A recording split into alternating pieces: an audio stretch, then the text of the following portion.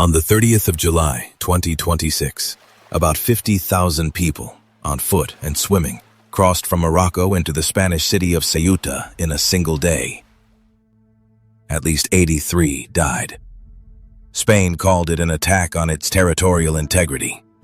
Morocco calls Ceuta occupied land, and it dates that claim to the year 711. Both countries say they own this coast.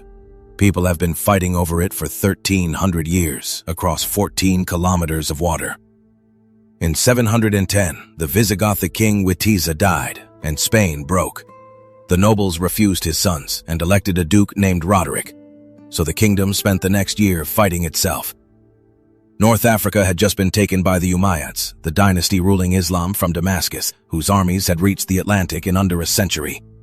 Their governor, Musa ibn Nusair, sent a commander named Tariq ibn Ziyad across the water in the spring of 711 with about 7,000 men.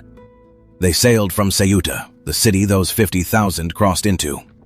Tariq landed under a rock his men named Jabal Tariq. We call it Gibraltar.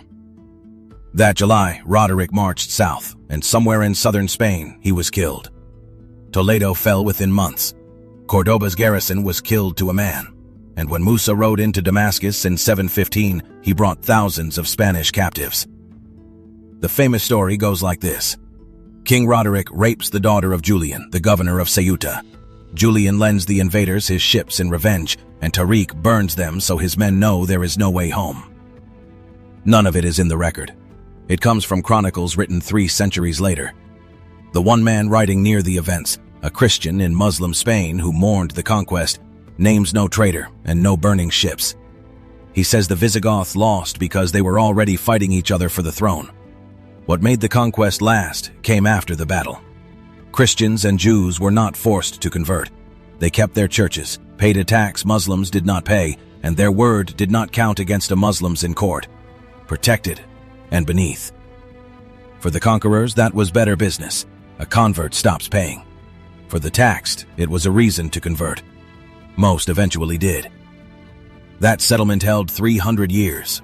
Then, in 1031, the Muslim state fell into civil war and split into 24 kingdoms, too weak to hold off Castile.